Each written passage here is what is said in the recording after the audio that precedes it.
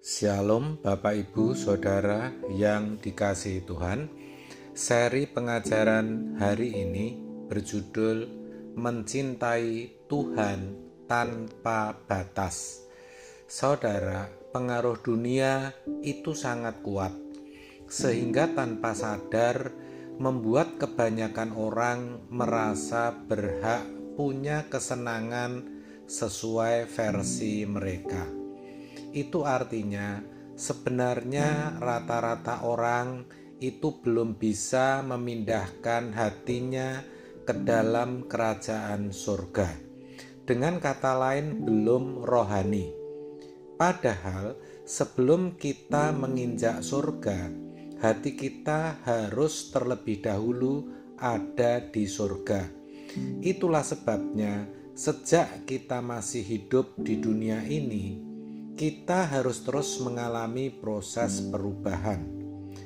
Bangsa Israel itu kalau hatinya di tanah Kanaan, di tanah yang Allah janjikan kepada Abraham, pasti mereka tidak akan mengomel di perjalanan.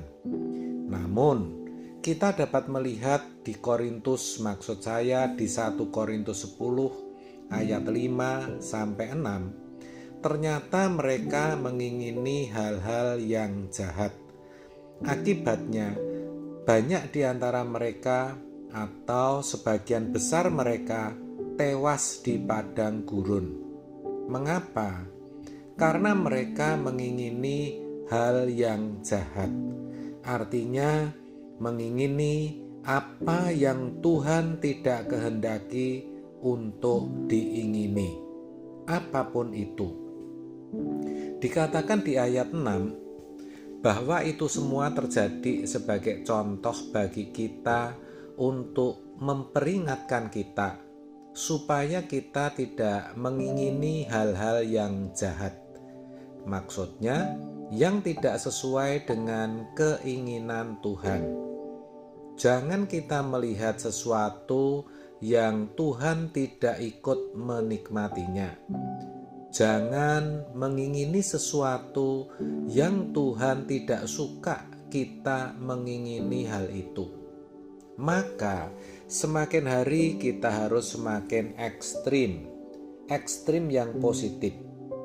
Itu tidak aneh loh saudara, tetapi itu wajar bagi kita sebagai umat pilihan. Jujur, ini berat, bahkan sangat berat, terutama bagi kaum muda.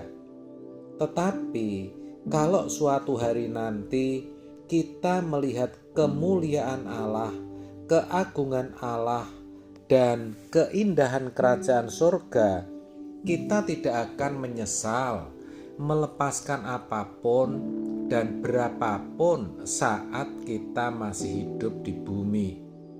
Karena pasti semua tak sebanding dengan kemuliaan Tuhan. Jadi, mumpung kita masih hidup, mari kita memindahkan hati di kerajaan surga.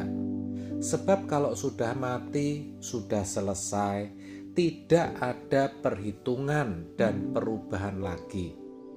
Maka selagi kita masih hidup, kita harus sungguh-sungguh mau berubah.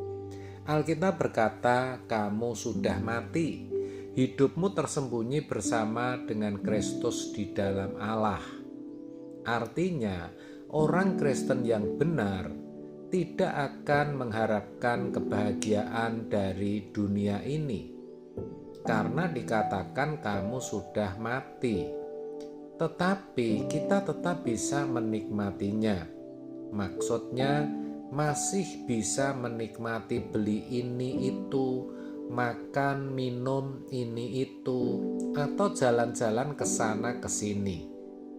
Sedangkan kalau kita masih mengharapkan kebahagiaan dari dunia ini, itu sejatinya gejala kita berkhianat kepada Tuhan.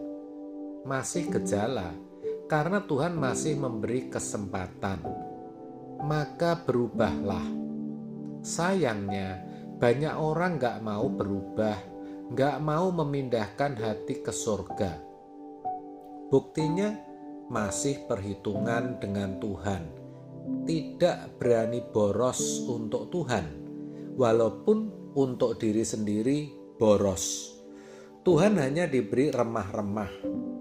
Saudara, orang seperti ini pasti menyesal ketika nanti melihat keagungan Tuhan. Tidak jarang orang Kristen yang memandang Tuhan itu seperti gembel. Mereka merasa cukup atau puas dengan memberi 1/10. Padahal, kalaupun kita memberi 99%, itu pun kurang. Bahkan sekalipun seluruh harta kita berikan, sebenarnya masih tetap kurang. Kenapa bisa begitu? Karena Tuhan menghendaki cinta kita kepadanya tanpa batas dan tidak terbatas. Sedangkan uang, harta, atau apapun yang ada pada kita itu terbatas. Bukankah kalau kita cinta Tuhan, kita akan berkata, apapun yang Tuhan perintahkan untuk kulakukan, kulakukan. Bahkan apa yang tidak bisa kulakukan, tetap aku lakukan kalau Engkau memerintahkannya, Tuhan. Jadi sejatinya kalau kita masih sibuk dengan perasaan kita, masih mudah tersinggung, masih pahit, mau balas dendam, melukai orang, atau mulut masih bocor, pikiran kotor, sewenang-wenang terhadap orang lain, kita tidak akan bisa mengerti rencana Allah dalam hidup kita. Maka Tuhan tidak bisa mempercayai proyek apa yang seharusnya kita selesaikan. Saudara, dunia kita hari ini semakin egois dan materialistis. 2 Timotius 3 ayat 1-4. Faktanya, virus egois dan materialistis ini memapar banyak orang, dan ini lebih jahat dari COVID. Ini jugalah yang membuat orang sukar memindahkan hatinya ke dalam kerajaan surga. Virus ini membuat nafas rohani kita pendek dan mati. Kita tidak punya sayap lagi untuk terbang menuju kemuliaan Tuhan. Dalam Wahyu 17 ditunjukkan bahwa yang paling membahayakan di akhir zaman itu pelacur-pelacur, di mana raja-raja dan para bangsawan melacurkan diri. Ini bukan bicara pelacur seks, ini perzinahan rohani, yaitu orang terikat dengan dunia, tidak sanggup berpikir hal kerajaan surga. Harus diakui saudara, bahwa hidup kita itu sangat rapuh. Setiap kita punya masalah, dan suatu saat itu akan membawa kita sampai pada titik nadir atau titik habis, titik tunduk, titik takluk dalam ketidakberdayaan.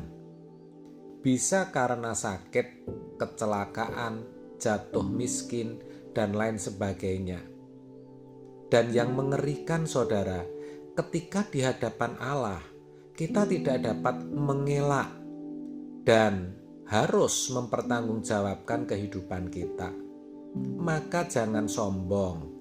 Ingat, Allah menentang orang sombong, tetapi memberikan anugerah kepada orang yang rendah hati.